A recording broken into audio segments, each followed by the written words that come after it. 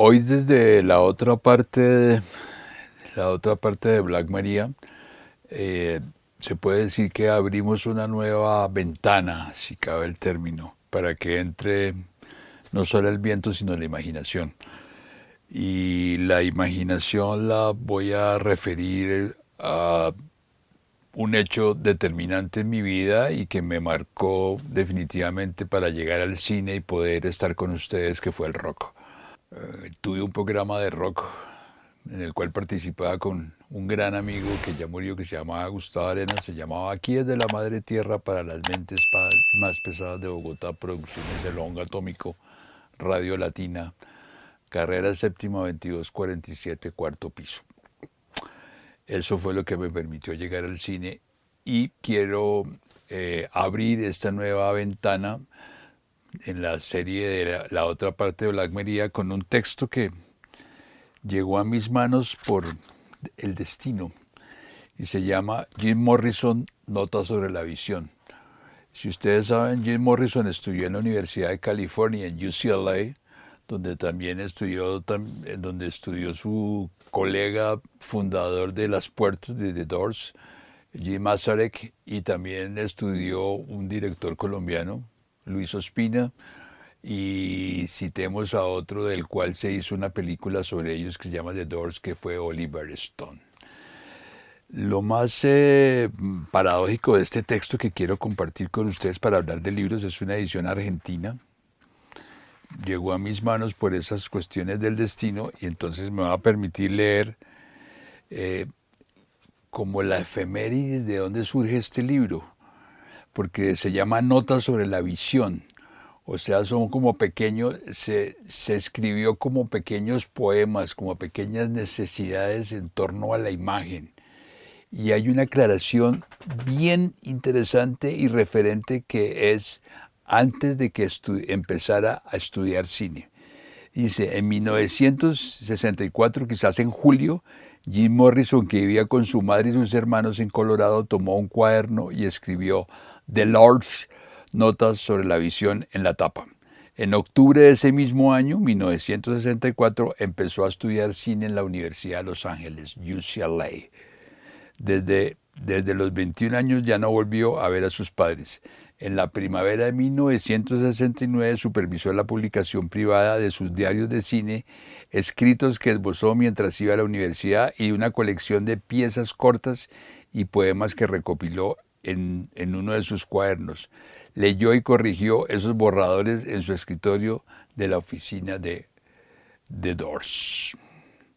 Entonces, estos textos de notas sobre el cine son poemas que describen de alguna manera el sentido de la imagen sin conocer el cine.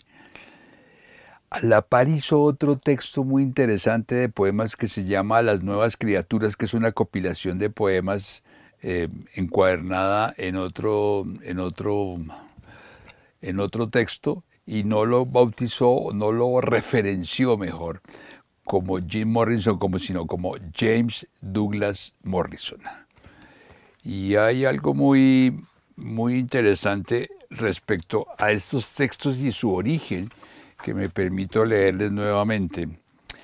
Eh, dice, dice, se presentaron cerca de 500 copias que se repartieron en mimeógrafo en un concierto de The Doors.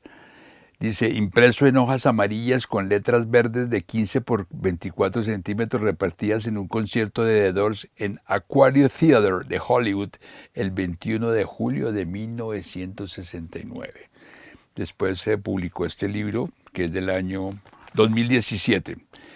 Y después de escribir, mandar estos textos en el 69, murió a los 27 años en 1971 en París. Eh, lo más significativo de estos textos es la forma como se refiere al cine. Y aquí hay un texto que me ha causado bastante curiosidad porque dice, el atractivo del cine reside en el miedo a la muerte. Alguien decía, era Jean Cocteau, el gran poeta francés, director de cine, dice, el cine es la muerte trabajando, porque a medida que va filmando uno está muriendo o estaría envejeciendo. Pero para hacerlo más didáctico dijo, el cine es la muerte trabajando. Y conciencialmente, Jim Morrison, muchos años después, dice, el atractivo del cine reside en el miedo a la muerte. Y aquí hay otra cosa interesante respecto a la imagen. No había empezado a estudiar cine y eso está claro en este libro. Cada película depende de todas las otras y te lleva a las otras. El cine había sido una novedad, un juguete científico. Y ahí vuelvo a decir algo que siempre he hablado en mis clases sobre los juguetes ópticos y los precines, porque los juguetes ópticos es una referencia obligada a los precines y después al cinematógrafo. Y aquí de alguna manera Morrison lo referencia. El cine había sido una novedad, un juguete científico, hasta que se reunió un conjunto suficiente de obras para crear otro mundo increíblemente, una mitología poderosa, infinita, para sumergirse a gusto. Y cuando dice para sumergirse a gusto, me da la idea de pensar en que ese gusto podrían ser las escuelas de cine, los géneros, las dos versiones que tiene el cine norteamericano y el cine europeo o el cine francés. Leer este libro es la cosa más interesante. Y aquí tengo subrayada otra que creo que es una lección de estética, de posibilidades de imagen, de entenderse, de mirar, de sentir el concepto del tiempo. Dice, el pájaro o insecto que cae dentro de una habitación y no puede encontrar la ventana porque ellos no conocen las ventanas. ¿Será que podemos decir de los cineastas, será que ellos no conocen el cine cuando hacen cine? Y viene nuevamente a hablar de las ventanas, paradójicamente dice, las ventanas funcionan en dos direcciones, los espejos en una. Entonces el cine puede funcionar en dos dimensiones, una como entretenimiento y la otra como autor, se me ocurre. Nunca caminas a través de los espejos ni nada a través de las ventanas. Estas eran unas especies de parágrafos interesantes que uno no sabe cómo los encontró. Aquí hay una frase muy absurda, pero muy metafórica. En el útero somos peces ciegos de las cavernas. Se parece un poco a las letras de sus canciones. Y todas son en relación como a pequeñas imágenes y relaciones muy particulares, de alguna manera. Lo que hizo él fue regalarle copias de todos estos textos a sus amigos. Y aquí dice Flavia Coliño de Ayala Ver y Javier Fernández, quienes fueron los recopiladores de este texto, dice, estas notas sobre la visión son un pretexto de Morrison para mostrar la psicología y el flujo humano de las grandes capitales, esbozar una historia del ojo, estudiar la percepción de las imágenes en las pupilas del espía pegado al cerrojo de una puerta o al marco de una ventana, así como, como especular con la mirada de un niño fascinado con teatrinos callejeros. Son comentarios hilvanados en prosa seca, distante, acerca de los ojos que ven la ciudad y que miran el reflejo de un espejo de los lentes artificiales de la cámara filmadora. Es una colección de fetiches. El cine realmente es un fetiche, la forma como se apropia, como se tiene y como se ve. Y uno pensaría, pero ¿cómo hace un rockero para pensar de que esto es importante? Y aquí hay una frase muy particular que creo que podríamos enumerarla para los principiantes, aquellos que piensan que el cine ya murió porque se volvió digital. No sé si Morrison se adelantó, dice, la mirada limpia y la cámara nos dan los objetos tal como existen en el tiempo, no falsificados por verlos. Entonces se me ocurre una cosa bárbara. ¿Será que lo digital falsifica la imagen mientras que el celuloide es puro? Y dice, la cámara, en relación a lo digital, me cabe perfecto, es una máquina andrógina, una suerte de hermafrodita mecánico. ¿Será que emuló, pensó que esa emulación andrógina estaba en la emulsión de la película, que es una función química, y la pasó por la referencia física de lo digital. Entonces, este libro para leerlo es una forma de decir que la imagen tiene vida o no tiene vida. Y aquí hay otra frase maravillosa.